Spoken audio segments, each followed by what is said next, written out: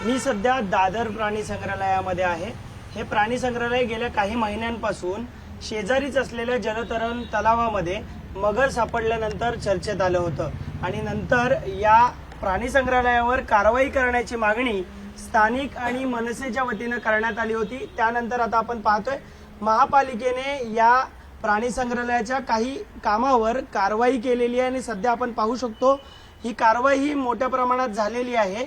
या कारवाईनंतर या प्राणी संग्रहालयाचे मालक युवराज मोघे यांनी काही आक्षेप घेतलेले आहे आणि त्यांनी तक्रार देखील केलेली आहे। नक्की ही तक्रार काय आहे हे त्यांच्याकडून जाणून घेणार आहोत। युवराज, काय नक्की तक्रार तू आता नोंदवलेली आहेस, काय सांगशील?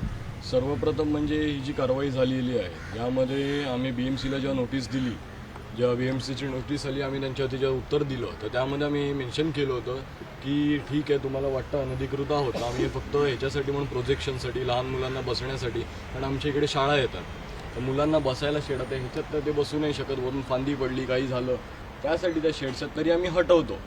त्यानंतर BMCने कधी आम्हाला काही रिप्लाय दिला नाही, काही नाही दिला आणि अचानकपणे शनिवारी संध्याकाळी, आता एवढं तर सगळ्यांना माहिती असेल की या टाईमला जेव्हा महापालिका बंद असते संध्याकाळी इकडे महापालिकेचे काही कर्मचारी आले, माझ्या इकडच्या स्टाफला बोलायला लागले की ही नोटीस आहे, ही नोटीस घ्या। तर ते म्हणाले की युवराज इकडे नाही आहे, तो येईल त्यावेळी तुम्ही त्यांना नोटीस द्या म्हणून। तर त्याला धमकी द्यायला लागले, तुझ्या ती केस टाकू हे टाकू करून। ज्यावेळी त्यांनी नोटीस घेतली तर नोटिसीला उत्तर द्यायच्या आधी सोमवारी सकाळी येऊन त्यांनी इकडे तोडफोड चालू केली, ज्यामध्ये तुम्ही जे आता कव्हर केलात ते अधिकृत जे आमचे स्ट्रक्चर्स होते, जागा जेव्हापासून आमच्याकडे आहे ते स्ट्रक्चर्स पण तोडण्यात आले।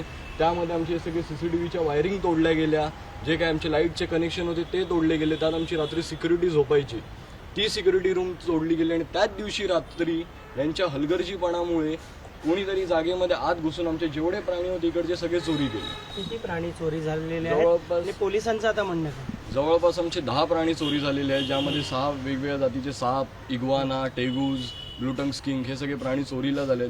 पोलिसांमध्ये जेव्हा FIR आम्ही दाखल केली तर FIR मध्ये पण आम्हाला जे स्टेटमेंट द्यायचं होतं जे पूर्णपणे लिहून नाही घेतलं, प्राण्यांच्या किमती त्याच्यामध्ये अर्ध्या लिहून घेतल्या। आणि जेव्हा आम्ही पोलीस प्रशासनाला विचारलं की CCTV कॅमेरे कुठले आहेत, चेक करा आजूबाजूचे, तर हा जो VVIP रोड वीर सावरकर मार्ग, या वीर सावरकर मार्गवरचे कॅमेरे त्यांच्या म्हणण्याप्रमाणे बंद आहेत। तर उद्या जर समजा शिवाजी पार्कमध्ये कधी मर्डर झाला असता तेव्हा पण प्रशासनाने हेच उत्तर दिलं असतं का कॅमेरे बंद आहेत? जवळपास 6 ते 7 लाखाचे प्राणीकडून चोरीला गेलेले आहेत, ते प्राणी कुठे ठेवलेत, ते आता काय अवस्थेत आहेत, ह्याचं कोणाकडेच काहीच उत्तर नाहीये। नक्कीच युवराज, शेजारीच असलेल्या जलतरण तलावामध्ये मगर सापडली, त्यानंतर अनेकांनी कारवाईची मागणी केली, वन विभागाने चौकशी देखील केली, मात्र त्या चौकशीमध्ये काहीही निष्पन्न झालेलं नाही। तुमचा असा देखील आरोप आहे की यामध्ये काहीतरी राजकीय पक्षांचा, तर नक्की काय म्हणायचंय तुम्हाला? याच्यावरती असं म्हणायचं आहे की जेव्हा मगरीचं प्रकरण झालं होतं त्यावेळी ऑन कॅमेरे आम्ही सगळ्यांना आमचे पेपर्स दाखवले होते, ज्या काही सुप्रीम कोर्टाच्या ऑर्डर आहेत त्या दाखवल्या होत्या की BMCने आमच्या जागेत हस्तक्षेप करू नये, तरी हस्तक्षेप करून त्यांनी सगळी तोडफोड केली। यानंतर मगरीला जेव्हा शोध घेण्याचा चालू होतं त्यावेळी आम्ही आमचे जेवढे CCTV होते याची हार्ड डिस्क काढून जितक्या महिन्यांचं फुटेज असेल ते फॉरेस्ट डिपार्टमेंटकडे दिलं, त्यांनी चेक केलं आणि हे जाहीर पण केलं की मगर ह्यांची नव्हती। पण तेच जेव्हा ते जलतरण तलावाकडे गेले, जलतरण तलावाले म्हणायला लागले की आमचे कॅमेरे बंद आहेत, तर त्याच्यावरती कोणी का नाही आक्षेप घेतला? तिथे कोणतं यांचं साठलोट आहे?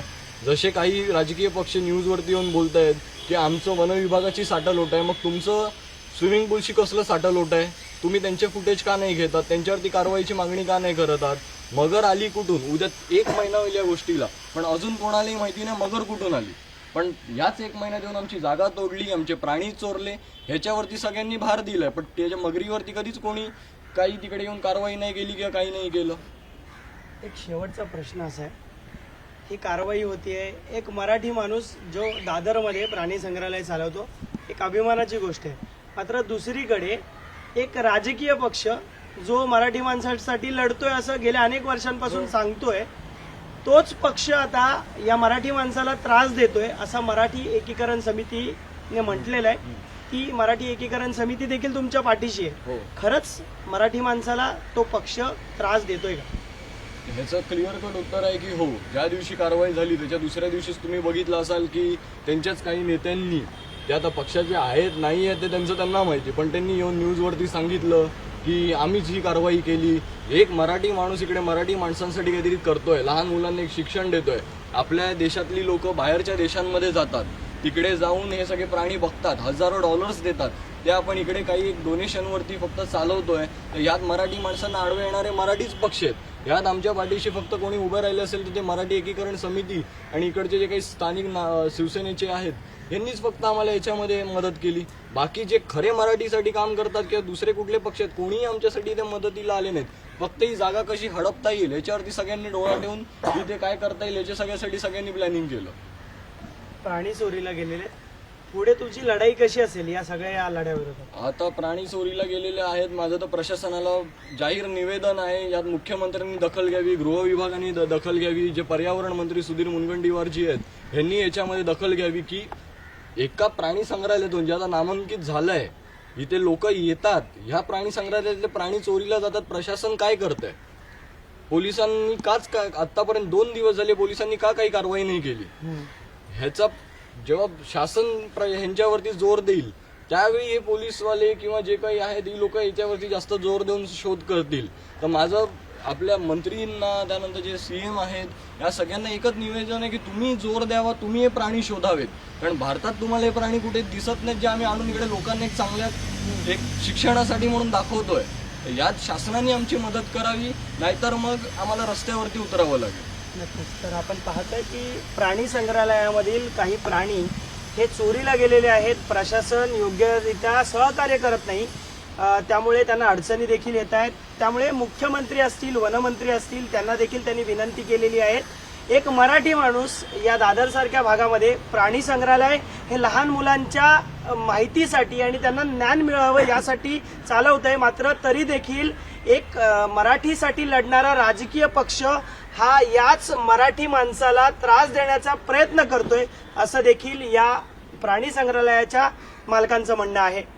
कॅमेरामन विपुल सह मी अल्पेश करकरे, ABP माझा, मुंबई. ABP माझा, उघडा डोळे बघा नीट.